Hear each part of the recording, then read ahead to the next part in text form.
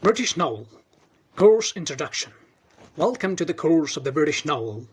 In our age, it is sad that more and more people watch television, people and video in their spare time, and consequently have less time for reading novels. And so, some 30 years ago, critics proclaimed the death of the novel. But if you consider the number of novels that are published each year and the prestigious awards that are announced annually, you will agree that the novel is far from dead.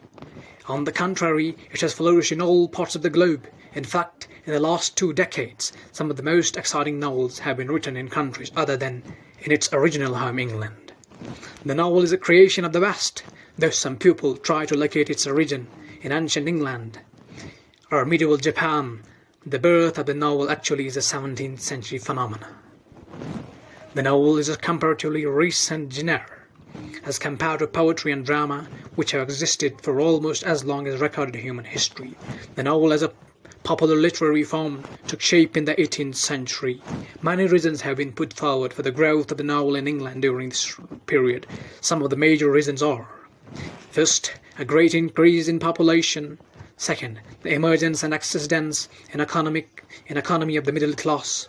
Third, availability of leisure time. Fourth, an increase in literacy. Fifth, popularity of book clubs and circulating libraries. Sixth, improvement in printing technology. Seventh, gradual erosion of the patronage system, with the author now looking to the public for support. Earlier on, writers would get financial support from rich and influential people known as patrons. With the growth of capitalism, this patronage system gradually declined, and the writers had to depend on the sale of their books for survival. The improvements in printing technology led to a comparatively cheaper mass production of books. These books had a market because the population was increasing at a fast pace in the newly emerging literate middle class. The novelists found a new target audience. These readers had spare time in their disposal and avidly devoured the substantial volumes. The coming into existence of book clubs and circulating libraries also helped in the popularity of the new literary form. The 18th century had such prominent England novelists as Samuel Richardson, Henry Fielding, Lawrence Stearns, and Tobias Smollett. However, it was the 19th century that the novel in its classical form reached its heights in the work of Jane Austen, W.M. Thackeray, Charles Dickens, George Eliot, Thomas Hardy, etc. Among some of the prominent 20th century English writers are E.M. Forster and James Joyce, both of whom features in your course. In this course, we have selected 9 novels for you. Let us look at the book-wise arrangement of this age-credited system. Block 1, Henry Fielding, Tom Jones, 1749. Block 2, Jane Austen, Pride and Prejudice, 1813. Block 3, Emily Bronte, Wuthering Heights, 1848. Block 4, Charles Dickens, Great Expectations, 1861. Block 5, George Eliot, Middlemarch, 1871-72. Block 6, Joseph Conrad, Heart of Darkness. Block 7, James Joyce, a Portrait of the Artist as a Young Man, 1916. Block 8, E.M. Forster, A Passage to India, 1924. Block 9, Merle Spark, The Prime of Miss Jane Brodie, 1960. All the novels are British taking you from the 18th century to the 20th century. This will help you trace the development of the British novel. The course will also help you to develop techniques to study not only the novels in your course but other novels as well. Studying a novel, as you know, is quite different from simply reading a novel.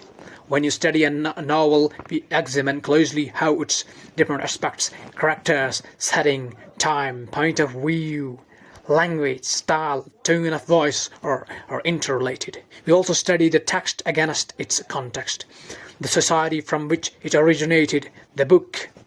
The Unit 1 of Block 1 we shall discuss the aspects of fiction in some detail. However, with the recent proliferation of critical theories, reading the novel is no longer simply an exercise of analyzing characters and narrative techniques. We can now look at a novel from different critical perspectives: the Marxists, feminists, deconstructionists, new historists, post-colonial, and so on. You will encounter some of these approaches being applied to the novel in your course. Please be alert to the discussion so that you are able to identify the course writer's approaches. This will help you to develop your own. You will notice that the last novel in your course was published in 1960. What is the status of British fiction hereafter? In Block 9, we have given you a detailed survey of some of the novels that have been written in Britain in the last 3 decades. In the 1970s, most writers' talent migrated to TV and theatre, but the 80s witnessed stylistic emergence of migrant writers and women's writing. The emphasis was clearly on multiculturalism, diversity, and difference. We hope our discussion will encourage you to read some of the novels mentioned. Even though we have not given you the text of the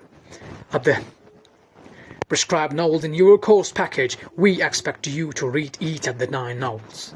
You can either buy copies locally, or you can read the novels at your study center library.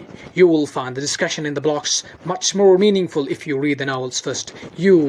As you read the novels, do remember to take down notes on whatever you consider important. These will be helpful during your revision.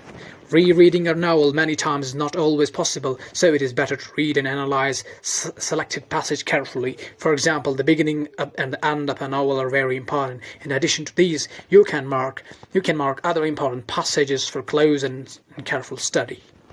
We also recommend that you listen to the audios and view the videos that accompany this course. In your study center, you will have to complete your sets of 3 assessments before you can appear for the term and exams. In order to give you practice in this regard, we have placed several questions in the blocks for clarifications and counseling. Do go to the study center assigned to you, and we also organize teleconferencing schedules for you. In such sessions, you are able to interact with your teachers and other experts at headquarters, so make sure you participate in the teleconferencing regularly. At the master's levels, you have to read a great deal of background and other critical material. We have given you reading lists, and we do hope you will try to locate some of the books and read them. Your study materials have been prepared by several experienced and eminent teachers. However, we expect you to read beyond the blocks and try to form your own critical perspective on each novel. We hope you will enjoy working through this course. Good luck with your working.